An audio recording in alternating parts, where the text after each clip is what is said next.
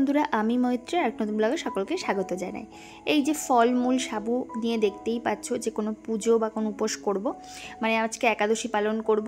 তো সকাল সকাল উঠেই কিন্তু পুজো দিয়ে নিচ্ছিলাম, আর বাপের বাড়িতেই করছিলাম। তার মেন কিছু কারণ আছে। আমি না থাকলে কিন্তু বাবাই মেন পুজোটা করে আমার বাপের বাড়িতে, সেই কারণে কিন্তু ঠাকুরগুলোকে আমি মাঝে সাঝে এসে যখন পুজো দিই তখন কিন্তু পরিষ্কার পরিচ্ছন্ন করে দিই। তাই ড্রেসগুলো চেঞ্জ করে মানে ধুয়ে মেলে দিয়েছিলাম, আর ওদিকে কিন্তু পুজো দিয়েও নিয়েছিলাম। আর এটা ছিল অপরা একাদশী, কিন্তু আমি কোনোদিনই একাদশী পালন করিনি। এটাই ছিল আমার প্রথম একাদশী পালন। আর বলি কেন এই একাদশীটা পালন করছি, কারণ আমরা তো কুম্ভমেলায় গেছিলাম জানো। তো আমার ইচ্ছে ছিল যে ওখান থেকে আসার পরে 4-5টা বাচ্চা খাওয়াবো, তো সেটা একটা কারণ। আর তার উপরে কিন্তু আমার যে দীক্ষাগুরু তিনি কিন্তু দেহ রেখেছিলেন, তো আমি খবরটা জানতাম না, তাই অনেক দিন পরেই সেটা জানতে পেরেছিলাম। তো তারও তো কিছু নিয়মকানুন থাকে, তো সেটা তো আর আমার করা হয়ে ওঠেনি। তাই এর মাধ্যমে কিন্তু আমি আর মা মিলে সেই নিয়মটা পালন করছিলাম। মানে আমার মার আর আমার দীক্ষাগুরু যেহেতু একই, সেই কারণে কিন্তু ভেবেছিলাম যে একাদশী পালন করে মানে তারপরে কিন্তু সব নিয়মকানুনগুলো করব। তো নিয়ম বলতে বিশেষ কিছু না, একাদশীর দিন তো জানোই যে জালের কোনো জিনিস খেতে নেই। তো সেই কারণে কিন্তু এইসব কাঁচা ছোলা, সাবু মাখা এইসবই খেয়ে সারাটা দিন কাটিয়েছিলাম।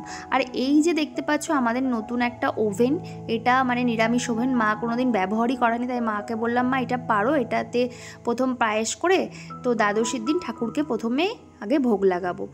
আর রাতের বেলায় মার্কেটিং করে নিয়ে এসেছিলাম, কারণ পরের দিন বললামই তো যে কয়েকটা বাচ্চাকে খাওয়াবো, আর একটু পুরোহিত মশাই মানে 3টে পুরোহিত মশাইকেও মানে বলেছিলাম যে তো আমাদের গুরুদেব দেহ রেখেছে, যেহেতু কোনো নিয়মই মানা হয়নি, তাই আমি ভাবলাম যে একটু 3জন পুরোহিত মশাইকেও একটু খাওয়া দাওয়া করাবো, মানে একটু সেবার যদি সুযোগ পাওয়া যায় আর কি। আমি তো এসব একটু বেশি মানি, তো এই কারণেই কিন্তু দেখতে পাচ্ছ রাতের বেলায় সব কিছু গোছগাছ করে নিয়েছিলাম। আর মা কিন্তু সাবু মেখে রেখেছিল, আমার সাবু মাখা ভীষণ ভালো লাগে, আর রাতে বলো দিনে বলো সবসময় আমি এই খেয়ে কাটিয়ে দিতে পারি। আর এদিকে দেখতে পাচ্ছ তখন রাত 12টা বেজে গেছে, তো খাওয়া দাওয়া করে কিন্তু শুয়ে পড়েছিলাম, কারণ পরের দিন অনেক কাজ ছিল। আর পরের দিন যেন কাজটা আমার বহুত বেড়ে গেছিলো, কারণ মা পরের দিন ভীষণই অসুস্থ হয়ে পড়েছিল, তার ফলে কিন্তু পুরো কাজটাই আমাকে করতে হয়েছিল। কিন্তু সকাল সকাল উঠে কিন্তু মা পায়েসটা করে দিয়েছিল। বললাম তো যে ঠাকুরকে আগে ভোগ লাগাবো, যেহেতু একাদশী করার পরের দিন দ্বাদশীর একটা নির্দিষ্ট সময় থাকে, তার মধ্যে পালন করতে হয়। তো সেই পালনটা সারার জন্যই কিন্তু মাকে বলেছিলাম, মা তুমি সকালে উঠে অন্তত পায়েসটা একটু করে দিও। তাই সেই মতো কিন্তু মা পায়েসটা করে দিয়েছিল। তো ঠাকুরকে সেই পায়েস দিয়ে ভোগ লাগিয়ে তারপরে কিন্তু দ্বাদশী ব্রত আমরা শেষ করেছিলাম।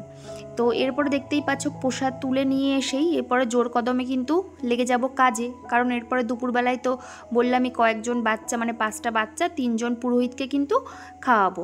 তো এই যে দেখতে পাচ্ছ তার জন্য সব গোছগাছ করে নিয়েছি। পুরোহিতদের একটু ওই নামাবলি হয় না, সেটা যেটা গায়ে দিয়ে পুজো দেয় সেটা আর কি দেবো, সাথে কিছু ওই যে ভোজ্য যে জিনিসপত্র দিতে হয় সেগুলো গোছগাছ করে রেখেছিলাম। আর সকালে না সেদিন এত কাজ করবো দেখে হালকা পাতলা খাবো, তাই একটু ছাতু মুড়ি মাখিয়ে খেয়ে নিয়েছিলাম, নিয়ে কিন্তু বসে পড়েছিলাম রান্না করতে। তো প্রথমেই কিন্তু ভেজে নিয়েছিলাম পাঁপড়। আর আমি না এত কিছু কাজ কোনোদিন একা হাতে করিনি, তাই একটু মানে অবস্থা খারাপও হয়ে যাচ্ছিলো। তাই মাঝে মাঝে ভাবি যে মারা এত কাজ যে একা হাতে কী করে করে, কিন্তু সবই নিরামিষ মেনু হবে। তো মা এই অসুস্থ শরীর নিয়েও কিন্তু সকালে উঠে ভেজ ডালটা আর চাটনিটা অলরেডি করে রেখেছিল। তো বাদবাকি মেনুগুলো আমি করব, যার মধ্যে ছিল পনির, তেল পটল, ফ্রায়েড রাইস, আর করেছিলাম হচ্ছে 5 ভাজা। তো এইগুলো কিন্তু আমি করে নিয়েছিলাম। এই যে দেখতে পাচ্ছ রান্না পুরো কমপ্লিট। এরপরে কিন্তু ওনারা আসলেই ওনাদের কিন্তু বরণ করে তারপরে খাওয়া দাওয়া করাবো। তো এরপরে কিন্তু দেখতেই পাচ্ছ আমি এগুলো গোছগাছ করে তারপরে চলে গেছিলাম কোনো মতে আর কি স্নান করতে। তো করতে করতে যেহেতু একা হাতে করেছি অনেকটাই লেট হয়ে গেছিলো, জলদি দৌড়ালাম স্নান করতে। তো স্নান করে এসে কোনো মতে আর কি জামাটা পরেছি, আর সেদিন যে কি ভীষণ গরম ছিল, তো সেই কারণে প্রচণ্ড ঘামছিলাম। আর ওদিকে কিন্তু তারপরে এক এক করে দেখতে পাচ্ছ গোছগাছগুলো তো আগেই করে নিয়েছিলাম, কিন্তু সবাই এক এক করে আসাও শুরু করে দিয়েছিল।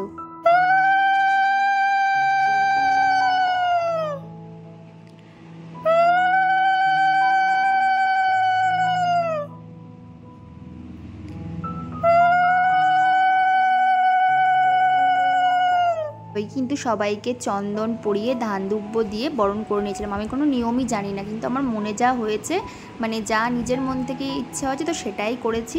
আর এদিকে তো আমার দাদার মেয়ে মানে মাসির ছেলের বাচ্চা মেয়েটাকেও কিন্তু বলেছিলাম।